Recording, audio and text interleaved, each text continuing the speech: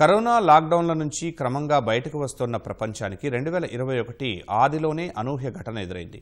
America చరిత్రకే మచ్చతెచ్చే capital దాడి ప్రపంచ ప్రజాస్వామ్యవాదులను కలచివేసింది. తర్వాత అదే స్థాయిలో ప్రజాస్వామ్యాన్ని అపహాస్యం చేస్తూ మయన్మార్లో సైన్యం అధికారాన్ని హస్తగతం చేసుకుంది. కరోనా రెండో వేవ్ ప్రపంచాన్ని చుట్టుముట్టడంతో ఒలింపిక్స్ చప్పగా సాగాయి. అంతలోనే ఆఫ్ఘన్లో ముగిసిన అమెరికా పోరాటం పెద్ద మానవతా సంక్షోభానికి దారితీసింది. ఇలా ఈ ఏడాది ప్రపంచ ప్రయాణంలోని కీలక పరిణామాలపై ఓ లుక్కేద్దాం.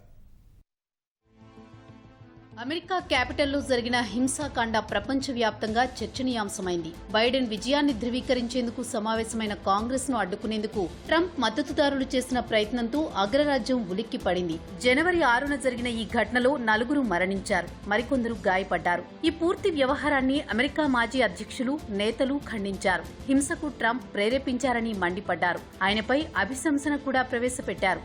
కానీ సాంకేతిక కారణాల వల్ల అది వీగిపోయింది. బైడెన్ ప్రమాణ స్వీకారానికి కూడా ట్రంప్ హాజరు కాలేదు.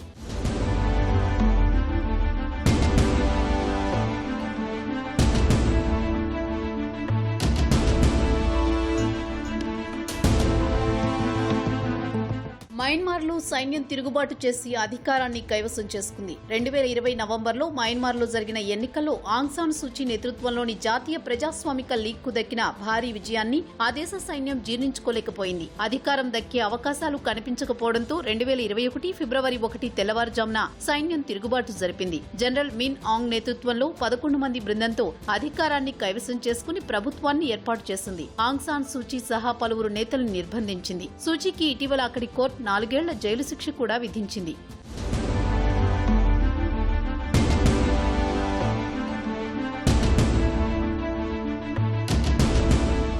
ప్రపంచంలోని అతిపెద్ద సరుకు రవాణా నౌకల్లో ఒకటైన కంటైనర్ నౌక ఎంవీ ఎవర్ గివెన్ ఈజిప్ట్లోని సూయిజ్ కాలువలో మార్చి 23న అనూహ్యంగా ఇరుక్కుపోయింది. దాదాపు 2,20,000 టన్నుల నిండు సరుకుతో వెళుతున్న నౌక అది. దీంతో మధ్యధరా సముద్రం, ఎర్ర సముద్రాల్లో దాదాపు 320కి పైగా నౌకలు ఆగిపోయాయి. దీనివల్ల అంతర్జాతీయ వాణిజ్యానికి దాదాపు 71.9 వేల కోట్లు నష్టం వాటిల్లింది. ముడి చమురు ధరలు కూడా పెరిగాయి. ప్రపంచ వాణిజ్యంలో 12% ఈ కాలువ ద్వారానే సాగుతుండడం గమనార్హం.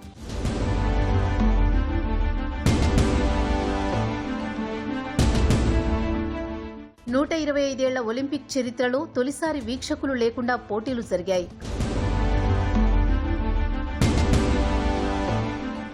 2.3 ట్రిలియన్ డాలర్ల వ్యయం, 20 ఏళ్ల పాటు ఆఫ్ఘనిస్తాన్లో అమెరికా పోరాటం చివరకు తాలిబన్ల పైచేయితో ముగిసింది. కాబూల్ను తాలిబన్లు ఆగస్టు 15న హస్తగతం చేసుకున్నారు. ఆ వెంటనే వేలాది మంది ఆఫ్ఘనీలు దేశం విడిచి వెళ్లేందుకు ఎయిర్పోర్టుకు పోటెత్తారు. కొంతమంది అయితే ఎగురుతున్న విమానం నుంచి కిందపడి ప్రాణాలు పోగొట్టుకున్నారు. ఈ క్రమంలో కాబూల్ ఎయిర్పోర్ట్ లక్ష్యంగా ఐఎస్ ఉగ్రముఖలు జరిపిన దాడిలో మొత్తం 183 మంది ప్రాణాలు కోల్పోయారు. వీరిలో 13 మంది అమెరికా సైనికులు కూడా ఉన్నారు. అమెరికా సేనలు ఆఫ్ఘన్ను విడిన తీరుపై సర్వత్రా విమర్శలు వ్యక్తమయ్యాయి. ఆ దేశంలో నెలకొన్న మానవతా సంక్షోభానికి కాబూల్ ఎయిర్పోర్ట్ సాక్ష్యంగా నిలిచింది.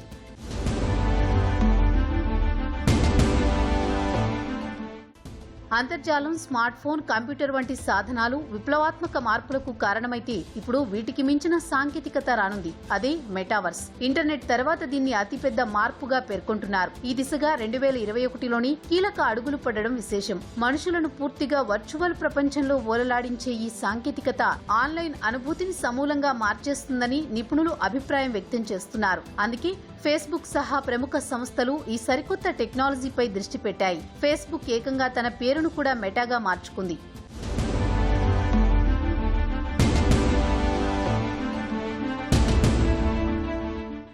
జర్మనీకి తొలి మహిళా ఛాన్సలర్ గా చరిత్రలో చెరగని స్థానం సంపాదించుకున్న ఏంజెలా మెర్కెల్ శకం ముగిసింది. జర్మనీని సుదీర్ఘకాలం పాలించిన నేతగా రికార్డ్ వారం రోజుల తేడాతో ఆమెకు దూరమైంది. మెర్కెల్ ప్రపంచంలో జర్మనీ పలుకుబడిని ఎంతో ఇనుమడింపజేశారు. 67 ఏళ్ల వయసులో పదవి విరమణ చేస్తున్న మెర్కెల్ పై దేశ విదేశాల్లో ప్రశంసల వర్షం కురిసింది. 27 దేశాల ఐరోపా సమాఖ్యను అనేక సంక్షోభాల నుంచి గట్టెక్కించి సమైక్యంగా నిలిపారు.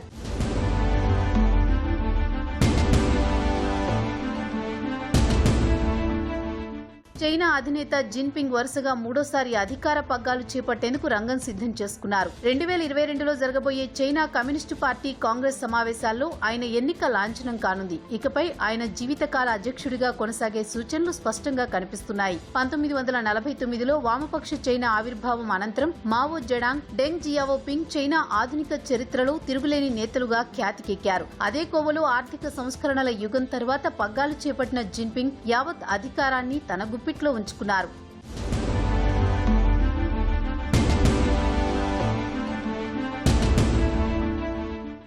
2021లో కుబేరుల రోదసీ రేస్ జరిగింది. రోదసీలో ప్రయాణించిన తొలి ప్రైవేట్ అంతరిక్ష సంస్థ అధిపతిగా బ్రిటన్ కుబేరుడు రిచర్డ్ బ్రాన్సన్ చరిత్ర సృష్టించారు. వర్జిన్ గెలాక్టిక్ విఎస్ఎస్ యూనిటీ అంతరిక్ష నౌక ద్వారా 85 కిలోమీటర్ల వరకు చేరుకున్నారు. తర్వాత బ్లూ ఆరిజిన్ అధిపతి జెఫ్ బెజోస్ న్యూ షెపర్డ్ వ్యోమనౌక ద్వారా 107 కిలోమీటర్ల ఎత్తు వరకు చేరుకున్నారు. అనంతరం ఎలాన్ మస్క్ కు చెందిన స్పేస్ ఎక్స్ 4 సామాన్యులను అంతరిక్షంలోకి పంపి చరిత్ర సృష్టించింది. ఆ తర్వాత జపాన్ కుబేరుడు యుసాకు మెజావా అంతర్జాతీయ అంతరిక్ష కేంద్రంలో 12 రోజులు గడిపి భూమికి తిరిగి వచ్చారు. ఈ సమయంలోనే రష్యాకు చెందిన చిత్ర బృందం ఐఎస్ఎస్ లో షూటింగ్ నిర్వహించింది. ది ఛాలెంజ్ అనే చిత్రం కోసం దర్శకుడు, కథానాయిక అక్కడ కొన్ని సన్నివేశాలను చిత్రీకరించుకుని వచ్చారు.